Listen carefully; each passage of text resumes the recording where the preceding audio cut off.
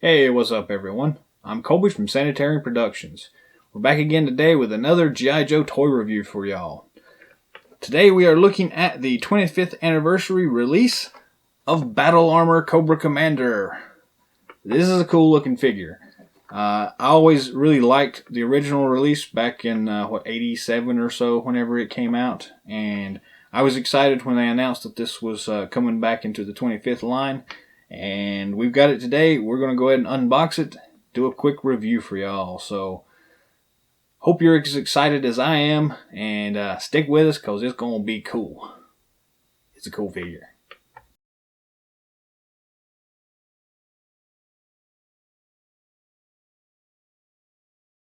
Cobra Commander with battle armor. This is from the 25th anniversary line, and it's a nice update to the original figure that came out in, I want to say, 1987. And this is the battle armor version of Cobra Commander. So again, 25th anniversary artwork. It's got the nice foil on the G.I. Joe logo. Flipping it over to the back, we've got the standard file card and the other characters in the set. Other than that, nothing too special about the packaging. I do really like the artwork on this particular figure. The original 1987 release was technically my de facto Cobra Commander. I've always loved this version of the figure, and he ended up being pretty much the one that was always in my G.I. Joe ranks, because I really just like the design here. But so we've got the big old pistol here. Got a pretty cool looking backpack. The figure itself, and the figure stand. Everything else is recycling material. So again, not a lot of accessories here, but again, this was the early runs of the 25th anniversary line, so they didn't have a whole lot of accessories. They didn't do overkill with these things. So anyways, we'll go ahead and zoom in now and take a closer look. Start off with the figure stand. Again, it's the standard 25th anniversary line figure stand for the Cobras. Got the nice Cobra symbol on the top. Nice raised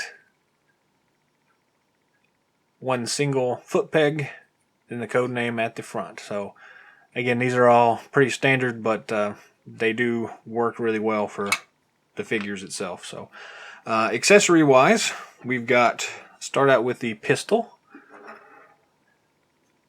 It's a slightly different version of the pistol that he came with his original release back in 87, but it's got the same feel at least. A lot of nice detail work on this thing. Slightly oversized, but still a nice little pistol. Nice work on it. We've also got this crazy backpack thing here. And it has a lot of detail work on it, but not a lot of functional use, to be honest with you. It looks really cool, but doesn't do a whole lot. So yeah, it's still nice. It pegs in his back like so. Fits in there pretty easily. And we'll come back to, well, so there are a couple of different ways that you can look at this, and not really any 100% way to do this. Some people like having it with the spikes going up, but I've seen a lot of other people also with the original release anyways that actually preferred for the spikes to be going down, so it looks more like a jetpack. With this particular release, having it inverted like this makes it a little too high up here, but it still offers an interesting look, kind of like a Shogun warrior. But I think they intended for it to go on like this, so I think it looks better going the other way, but it works. I mean, it is a backpack, so Moving on from that to the actual figure itself, this is where things get interesting. As I said before, I've always loved this design, and this figure here is no exception. It's a great representation of that original 1987 figure. The actual design itself looks to me a lot like a knight in shining armor, so that's probably why I always liked it a little bit better than some of the other releases, because I was kind of really big on knights and people with swords and things like that at the time, so it really resonated with me for that. Looking at articulation wise, the head rotates 360 degrees and has up and down rotation as well, so very nice there. Standard ball and swivel at the shoulder joints. With the way his pauldrons are sculpted on here, he can only raise his arm about that far, but switch it over and he can raise it as far as you want to. Standard articulation at the elbow joint as well. Ball and swivel. Then standard swivel at the wrist. The chest joint, we'll come back to that. Chest joint has the same articulation we've seen everywhere else. Not a lot of front to back motion here, but it's got a little bit of play there. Standard T-hook at the waist. Quite a bit of range of motion on his legs there. He does have the double knee joints and the standard swivel and ball at the ankle. So all in all, really great articulation here. Looking at some of the details here, got a nice sculpted belt here with the Cobra symbol on it. This crazy pouch down here that to me always resembled the holster for the pistol, and in this particular case it's much too small to act as a holster, so I don't really know what it is now. It can be, I guess, a bomb or something. Sounds good to me. Again, some nice detail work in the actual armor itself. Looking at the back of it, do have this crazy tank thing for his breathing apparatus that you can unplug and plug back up. So I don't really know what good that is for, but it's there anyways. Nice detail work on the pouches. And we'll move on to the actual helmet itself, because there is a surprise in this one. The helmet is removable. That's crazy, isn't it? He's got the standard beachhead head, painted black, but the actual helmet itself is removable, and it actually stays on pretty well, so you don't have to worry too much about it slipping off and getting lost.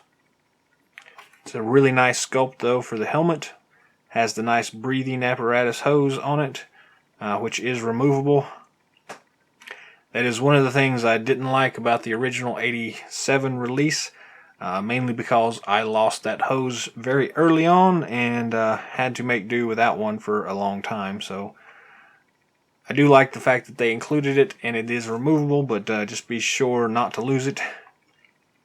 So in the original comic run, what had happened was one of the Cobra guards, Fred 7, I think it was, actually came in and shot the original Cobra Commander in the back and basically took over as Cobra Commander.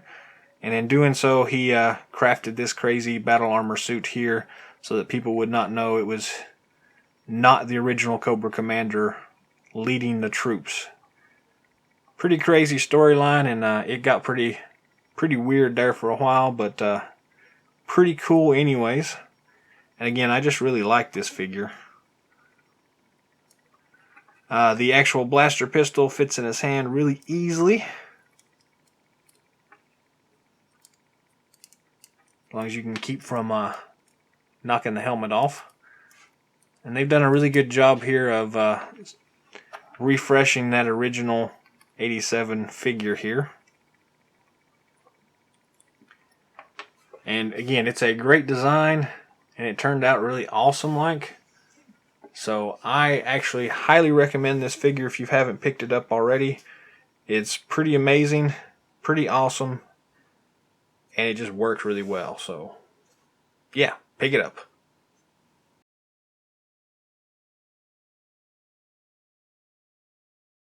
That's it for our review today. Thanks for watching. If you haven't already, feel free to drop some comments down below. Subscribe to our channel, like us. Feel free to share it with others if you think it's worth sharing. Till next time, Yo Joe.